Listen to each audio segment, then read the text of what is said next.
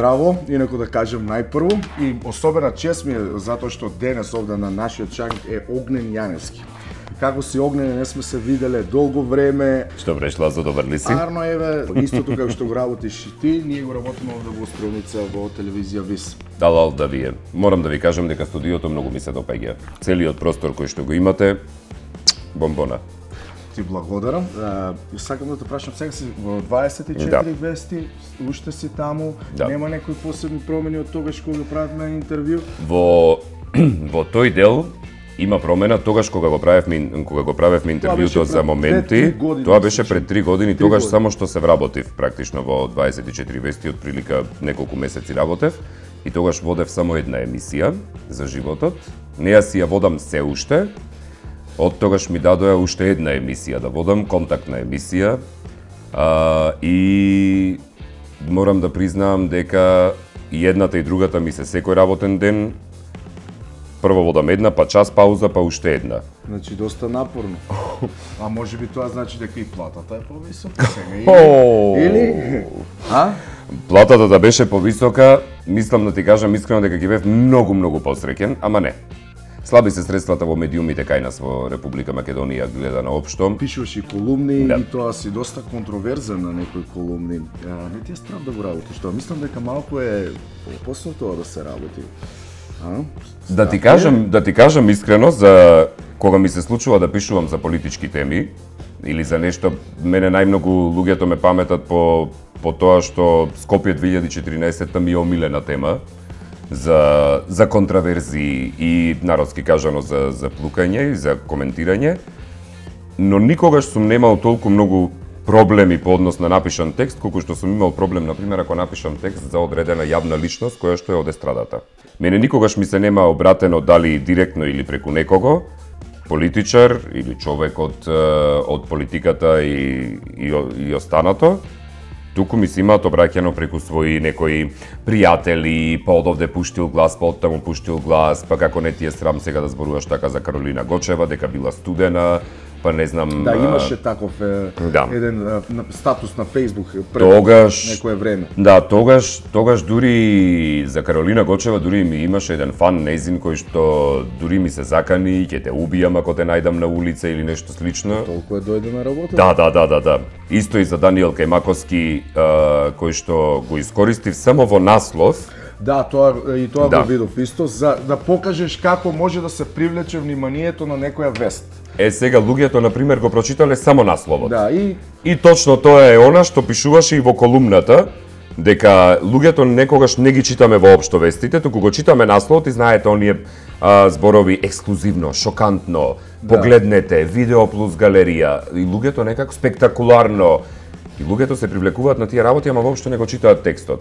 Таа колумна, па јас колку што добив навреди, клевети, клетви по мојот живот, ја вака седам и викам луѓе. Колумната си беше доста добро образложена, меѓутоа никој не го прочитал текстот. Имено. И тоа е проблемот кај нас, што особено порталите тоа го знаат и го злоупотребуваат. И тука мора некако да се реагира во тој дел, да се направи некој критериум да се стави, бидејќи очигледно дека особено кај порталите изразено немањето критериуми.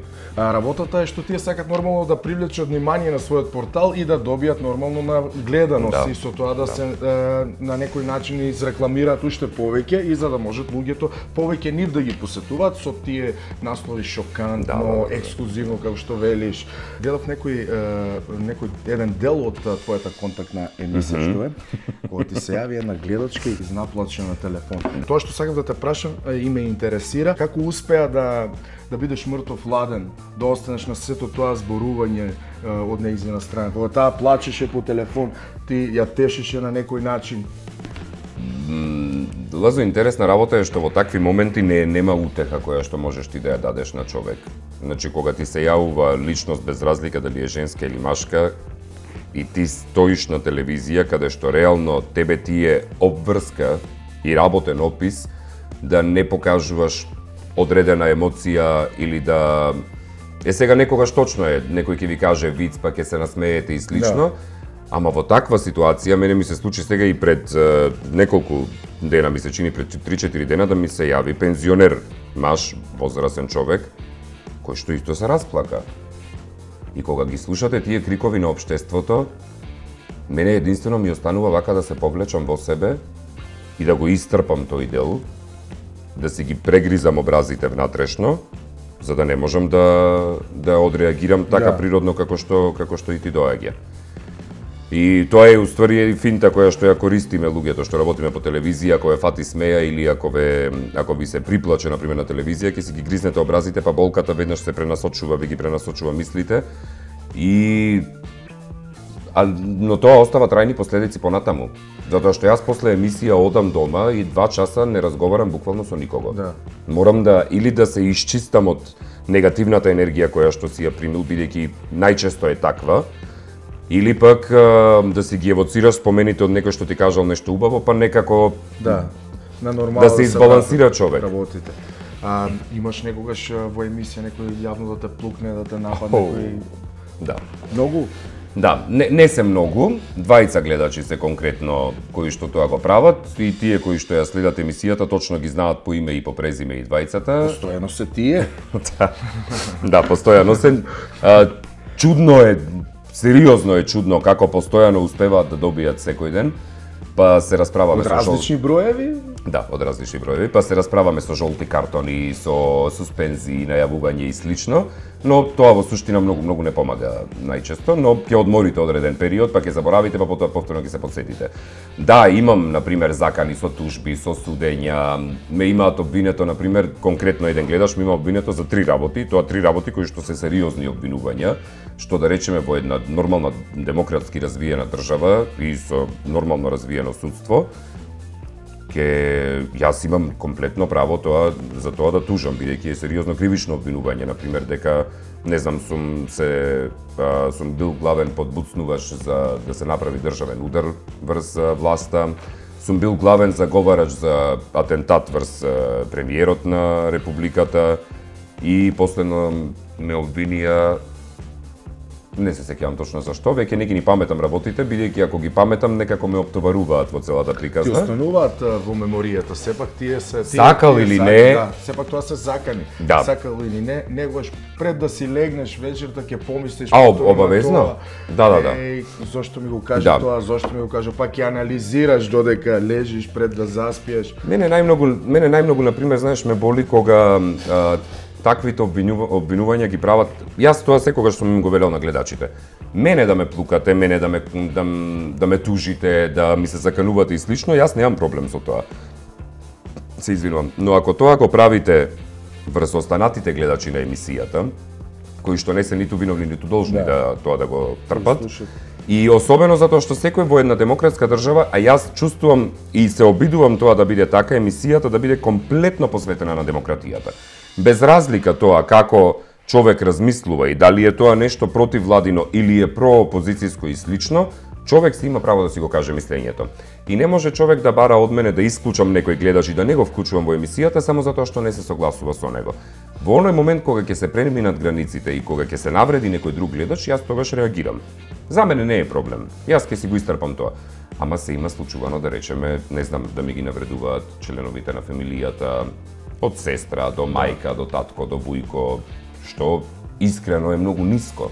Такво нешто да правите, треба да сериозно да немате никакви развиени човекови вредности, морал или етика, што и да е. Ти сепак некако тоа го правиш по нормално, за разлика од колегата Јанко Јади Буре, кој знае да направи испади, драма, да направи драма и така натаму. Меѓутоа тоа е друго. Добро, стилови се во прашање, тоа морам да искоментирам. Стилови се во прашање. Секој различен и различно реагира на тие напади. Со тоа што мислам дека ние во медиумите некако со текот на годините полека изгубивме многу од новинарскиот кодекс на однесување и искрено мислам дека тоа не мислам туку, тврдам дека ние тоа мора да го повратиме назад, бидејќи не можете на телевизија да се однесувате како да сте на пазар. Имаше и таков еден статус што ти го прочитав за некоја новинарка од македонската телевизија како употреба скопски дијалект во текот на вестите. Кога сте стигнале до степен да Националниот радиодифузен сервис ви употребува дијалекти во официјалната програма, сега ние разборуваме тука на струмички да си говориме. Ти на струмички, јас на прилепски и слично. И јас искрено ви велам, кога Националниот радиодифузен сервис почнал да употребува дијалекти, тогаш сваќате дека нешто е гнило во медиумите, затоа што јас, например, учев школа во македонската радиотелевизија.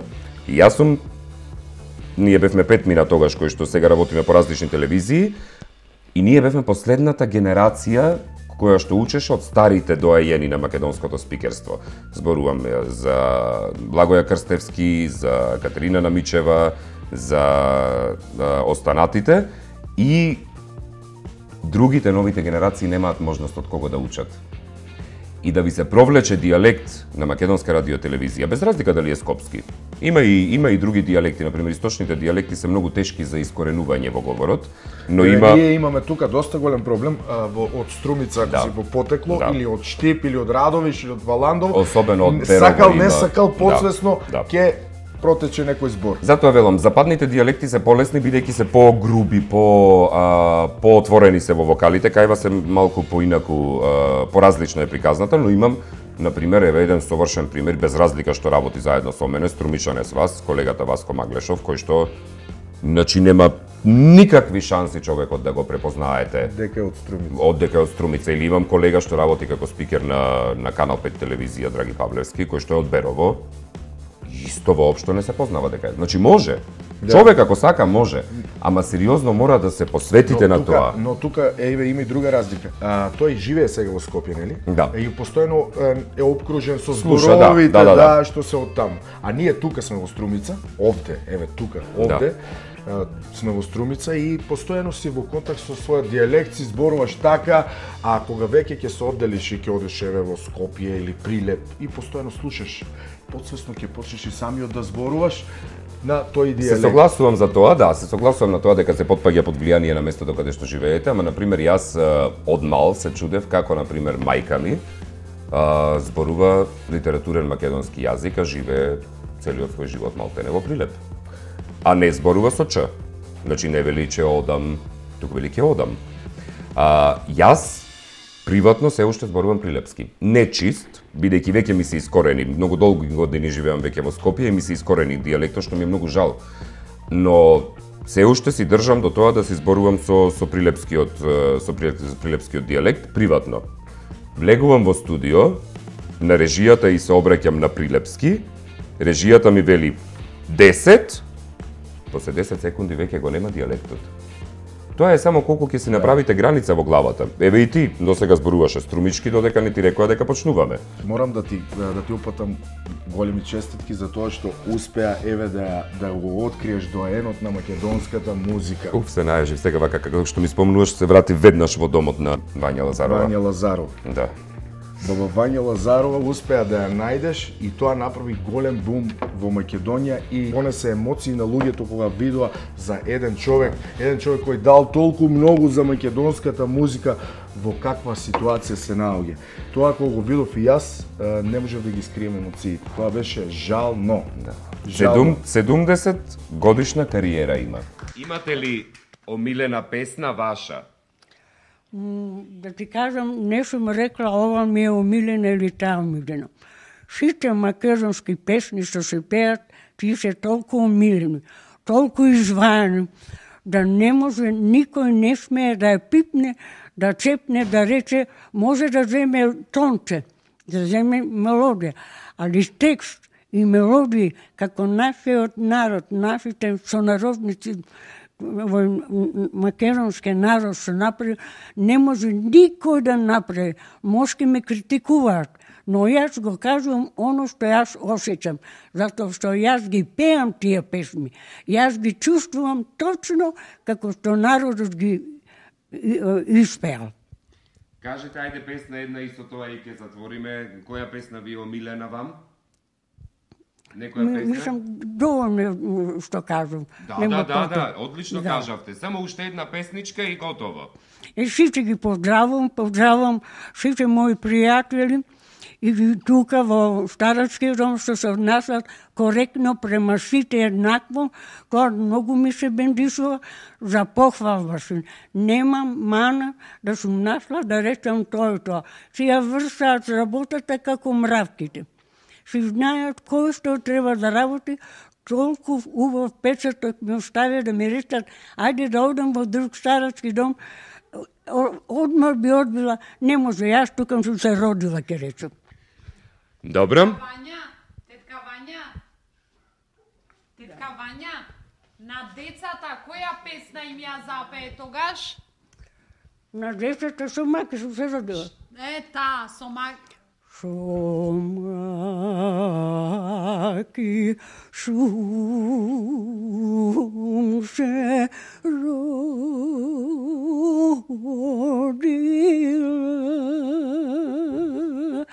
со жалости јас ке и умрам. Маките да ми ги напишите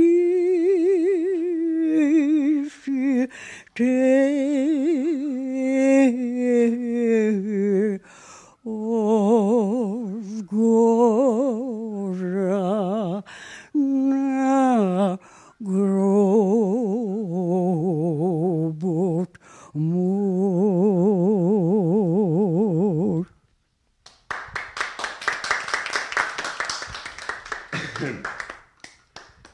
Добро. Многу емотивно, ви благодарам многу. Благодарам и на вас. Многу ви благодарам што не посетивте да видите како работат персоналот во старачки дом. Нема мана. Си работат како мравчиња. Мравки се обижат за зиме, така овде си работат. Тоа ме фасцинира и затоа ги упоредив мравките, затоа што мравките од инсектите се највредни. И точно со снимателот Дамјан Чунихин бевме по сосема трета работа бевме во домот за стари лица Милица да снимаме нешто сосема неповрзано. Јас гледам една жена која што седи меѓу сите останати таму и мене нешто ми вели дека таа жена е Вања Лазарова. Позната. Од некаде ти е позната. Значи ја гледате жената, едноставно ја знаете, иако е комплетно променета од последната средба што сум ја имал јас со Вања во 2011 година на Балканско јар фестивал во Охрид. До сега, до лани, до 1 мај практично на 29 април се снимаше тоа интервју. И ја прашувам управителката на домот Шермин Мамут и велам Вања Лазарова ли е ова? Да. Дамјан не пали камерата и право. Кеј Вања Лазарова. Вања Лазарова ви е жена која што и приоѓате. Добар ден, тетка Вања, како сте? Супер, дали може да снимиме, таа веќе е наместена. Значи, штом гледа камера, веќе е наместена. Тоа е од стариот ков јавни личности, кои што не се појавуваат пред камера, ако при тоа не се исправени, со цврст став, застанати во став како што ги учеле дека треба да се однесуваат пред камера. Ниедна од тие, особено од дамите на македонската естрада од порано, да речеме, не знам, една актерка како Милица Стојанова, како Љупка Џундева, Вања Лазарова и Блага Петреска, да речеме, од тој ков не ви застануваат пред камера ако претходно не изгледаат совршено. И токму Вања вака се подготви, иако тоа е баба на 83 години. И велите да ви запее песна, уште не сте го дорекле насловот на песната, Вања веќе ви ја пее песната. И што е најубаво, на 83 години таа се уште чисто пее. И потоа се распрашувате кај одговорните во домот, зошто е во дом, толку ли е здравствената состојба влошена, бидејќи никаде не сте ја виделе 2 години Вања, никаде ја немаше. Да. И тие ви велат дека живее во дом затоа што нема семејството пари да ја издржува и дека нејзиното семејство ја зема нејзината пензија која што изнесуваше до пред да и се додели националната, изнесуваше 8.000 денари. Домот ја барал Вања Лазарова, собственичката Сонја и управителката Шермин, ја барале Вања Лазарова за сосема трета работа. Ја барале, отишле дома, да ја замолат да дојде во дома за стари лица, да им отпее нешто, да ги позабавува, дали за некој празник или нешто слично. И ми велат, кога ја видовме во каква состојба е, ги прашавме семејството како се грижите, што се грижите се, ние раскажаа својата ситуација, бидејќи таа има сега веќе еден син, снаа и 2 внуки, и синот и снаата се невработени и живееле од незината пензија од 8.000 денари и представничките од домот рекле вака, ние ќе ја земеме Вања Лазарова, чисто на наша одговорност. Лекови, нега, спиење, вие немате никаква обврска да плаќате. Тоа е се на трошок на домот. А пензијата што стигне, ние ќе ви ја дадеме вам. Кога вие гледате жена која што 70 години посветила од својот живот да направи кариера, не да ја направи за себе си. Тоа е жена која што има поколенија за да презентира македонската музика, да ја задржи таа традиција на македонската музика. Нема такви песнарки напишани рачно или дигитално кои што имаат песни што ги знае Вања Лазарова. Јас сега да почнам да ги бројам тие, да ви ги набројувам тие песни, јас сум сигурен дека 70% од нив нема да ги знаете. Од Митра Делија, од Прошета се Јовка Кумановка, кои што патем се и најпознати затоа што се на албуми. Вања знае од толку многу песни, од Слага се сонце да зајде и така натаму. И воопшто да не ја испочитувате, а притоа сте испочитувале уметници кои што се уште имаат пред себе да градат кариера. Да, секоја чест, например, ќе речам на Милчо Манчевски, што е национален уметник и зема месечна пензија од државата во износ од 60.000 денари. Исто во таа категорија, бидејќи таа награда, таа титула се доделува 4 години веќе наназад. Значи, Симон Трпчевски, Милчо Манчевски, Есма Реджепова Теодосиевска и последен е Борис Трајанов. Тие луѓе земаат по 60.000 денари национална пензија, како со титула национален уметник. Ние за Вања Лазарова се боревме или да добие национална пензија, национална уметница, или да ја добие државната пензија, која што државна пензија Вања не можела да ја добие затоа што нема ниту една државна награда, замислете. Значи не станува тука збор за власт или за политика. Тука станува збор дека Вања Лазарова е исто толку долго пензионерка колку што е стара и Република Македонија модерната денешна. Значи, Вања Лазарова е во пензија 24 години, 25 скоро. Никој никогаш не идел државна награда. Па мораше да се избориме да ја добие државната награда, конкретно 11 октомври, и одма автоматски по добивањето на државната награда, доколку сте пензионер, се здобивате со правото на државна пензија, која што изнесува 35.000 денари. Јас сум многу среќен, да ви кажам, јас сум многу среќен за две работи во тој случај. Првенствено и најосновно сум среќен многу што Вања Лазарова има пензија. И што грижите им се многу помали сега, бидејќи е голема разликата од 8 до 35.000. Истовремено, знаете зашто сум среќен?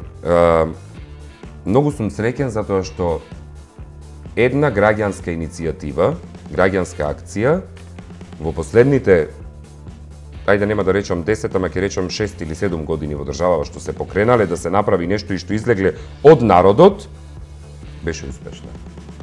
Тоа беше, ми се чини, твоја и најголема акција, ако може така да се каже. Еве, настрана ќе се ставам себе си, граѓаните се тие со огромната поддршка што ја дадоа. Тие го покажа патот сам. Да, во ред, но затоа ќе речам. Тоа е доста битно. Новинарите се луѓето кои што треба да го направат тоа. Затоа и се новинари. Тие се луѓето кои што ги известуваат останатите луѓе за случувањата и за лошо и за добро. И тоа е еден твој потек кој што мислам дека ти е засега на прво место. Да, на пиедестал дефинитивно. Меѓутоа ти си млад. Има време. Помлад од мене, има време. Има време. Второ што правевме исто така со голема акција, иако повеќе идејата беше на колега мој за 9-годишната Тамара Димовска, кога се организираше комунитарен концерт и исто со огромни поддршки се излезе од страна на државата, мислам на граѓаните на Република Македонија. За жал, работата тргна во многу погрешен правец. Затоа што се вети од страна на државата дека ќе се исплатат комплетно сите 30.000 евра кои што беа потребни за Тамара Димовска да се оперира од сколиоза со закривување на рбетот од 80%. И во тој момент граѓаните престанаа да донираат пари, затоа што кога ќе ви излезе авторитет на ТВ и ќе ви каже ние ќе платиме се, граѓаните велат супер, ајде сега ќе дадам 100 денари за некое друго дете што има потреба или за некој човек кој што бара донации. И во тој момент секнаа донациите, административните и бирократските процедури и злоупотребата на еден детски живот за лични пиар цели на одредена институција ќе се изразам најбрутално, го убија 9-годишното девојче Тамара и тоа до некаде си го сметам и многу за неуспех од новинарски аспект, што не сме истуркале некако до крај. Ама по друга страна, повторно ќе речам, кога авторитетот ќе ви застане и ќе ви рече платено е, Да. автоматски се повлекувате и велите супер, овде успеавме, одиме понатаму во други борби. Ама продолжиме понатаму. Ајде. Повторно да се озбиливме. Ти си сериозен новинар. Не може човек така да се опушти с постојано. Ма опушти се слободно. Минатиот пат се сеќавам за моменти, ме тераше и да ти пеам, и шетавме, и правевме се. Како беше очи чорни? Да, очи чорни. да. И имаше таков еден настап кога новинарите пеат. Само не се сеќавам која песна ја пееше тогаш. Да, од Адел Rolling in the Deep ја пеев. Да, беше. Од Адел, тоа беше 2012 година. Меѓутоа имаше доста критики за тој настан, новинарите Имаше. пеат, затоа што имаше доста фалш и не знам. Имаше доста критики затоа што не се направи веројатно конкретно граница. Дали станува збор за забавна манифестација, која што забавна манифестација имаше обврска да биде ревијална и при тоа да нема наградени, како што некогаш се одржуваше глумците пеат како манифестација. Меѓутоа тоа беше на повисоко Не, ниво. тоа беше на екстремно високо ниво. Ова беше во зачеток како идеја и прво издание, и од старт многу се погреши конкретно во таа манифестација што се направи да биде од надпреварувачки карактер. И сега одеднаш вие, луѓе кои што се бават со новинарство и кои што можеби некој има талент за пеење, некој нема, некој сака шоу да прави. Имаше една колешка од тогаш работеше во магазинот Капитал која што сакаше да прави шоу. Значи таа велеше јас не знам да пеам. Јас сакам да бидам Глорија Гејнор и да ја пеам I Will Survive. И ја направија од надпреварувачки карактер и некако се случи да, знаете, кога ќе се вклучи народот, да гласа со порака која што не ме држете за збор, ама се 30 на ден. Ма не 42-3 денари нешто беше без ДДВ, без ДДВ. И сега кога се вклучуваат пари од народот, тука и новинарите автоматски гледаат дека треба нешто да се истражи, како е, што е, зошто е направено. Мислам, победи дефинитивно најдобрата која што имаше фантастичен настап колешката Маријана од Кавадарци, од радиотелевизија Кавадарци, ама замре манифестацијата. Тоа беше и разбирливо е зошто замре. Многумина од новинарите сметат дека со тоа се избрукале што го направи. Тоа и плюс неполна година подоцна од како се случи новинарите пеат, организаторот на манифестацијата и тогашен директор на порталот кој што го организираше новинарите пеат, замина в затвор. И се уште в затвор. И така. Гледаш, од секоја тема која што ќе ја започнеме, пак на крајот се враќаме нешто на тага, на затвор. Тоа е многу лошо, Лазе. Дефинитивно така во прилеп бите викале Лазе на место Лазо. Тоа е многу лошо, бидејќи кај нас во Македонија се нешто ние вртиме на траор, на тага и на политика. Дај нешто поведро. Не за документарот, сајде да не те задржувам повеќе, знам дека имаше нов интересен проект кој што ја сакаш да го споделиш со нашите гледачи овдека во Струмица и регионот. Од интереси ме. Да, и тоа е многу битно, затоа што станува збор за документарец кој што е поврзан со сите традиции што се случуваат во Македонија, така? Не. Или конкретно овдека за нашиот само крај. за Струмица. За Струмица. Да. Гледачите. Мене ми е тоа втор документарец во животот кој што го работам по документарецот за годините на Вања Лазарова поминати во дом за стари лица и овој документарец сега што го работиме кој што се уште нема ни работен наслов бидејќи сакам да видам што ќе биде највпечатливото од целото, па од тука да го извлечам насловот. Сите медиуми кога се случува карневалот во Струмица ви доаѓаат и ги снимаат маските, интернационалната вечер, ако им дадете инсерти вие, бидејќи во суштина ги мрзи да седат. И годинава одлучивме дека, да, добро, карневалот секако ќе го покриеме во соработка со вас со инсерти, но сакам да знам што е тримери. Да им го пренесеш тоа и на останатите луѓе во Бидејќи вие имате програма од 7 дена, која што започна годинава на 18-ти и завршува на 23-ти. И во тие 7 дена има работи што се случуваат што никој надвор од Струмица не ги знае. Никој не знае зошто се викаат тримери, баш тримери, името од каде им доаѓа. Имаше фестивал тримери порано, меѓутоа и тој. Никој не знае, и јас не знаев, морам да признавам до пред една година дека по фестивалот многумина и знам го знаат зборот тримери. Да. а не знаат што се тримери. Затоа што е тоа само традиција што се одвива овде во Струмица и Струмичко. Настрана од Струмица и Струмичко не се прави. Во Прилеп не прават така нешто слично. Не, Прилеп... што прочка во Прилеп традиционално се зборува дека и таму имало од секој карневал. Јас не сум сигурен во тоа. Знам дека Струмица, пошто и јас сум потекло од Прилеп, никогаш не се случуваше баш тој период кога во Струмица порано беше во вторник, а прочка во недела, 2 дена пред тоа. Во Прилеп немаше никаков карневал, едноставно можеби некои малски маски што се шетале од куќа на куќа и дека тоа имало во Прилеп не знам колку години карневал. Не е вистина, во Струмица имаше официјално од секогаш уште од мали ноза се сеќавам дека имаше поворка со карневалски маски кои доаѓаа од различни земји и од различни градови од Македонија. Така ли е? Ти си од Прилеп, мора да признаеш. Ке се согласам со тебе потполно. Единствените карневали кои што имаат традиција во Македонија, кои што може да ги наречеме дека имаат долга традиција, се Струмичкиот и Вевчанскиот карневал. Само Струмичкиот е културен карневал. Вевчанскиот е повеќе врз основа на исмејување, на паганството и слично. Овде станува збор за обичаи кои што се врзани, иако маскирањето како маскирање и од интервјуата што ги правев со свештени лица по однос на карневалот од христијански аспект, маскирањето како маскирање е исто пагански обичај, но се провлекува секогаш низ историјата уште од времето на Византија. Сега, интересно е тоа што Прилеп има само една единствена традиција која што може да се каже дека е од кон крајот на 19-тиот век започната, иако не се знае дали имала долготрајност, па се прекинала, па потоа повторно продолжила, тоа се мечкарите како маска. Добро, да, тоа е позната маска прилепски мечкари да. И доаѓа и кај нас овде на карневал. Мечкарите, да, и мечкарите, да, мечкарите се всушност традицијата на прилепската прочка.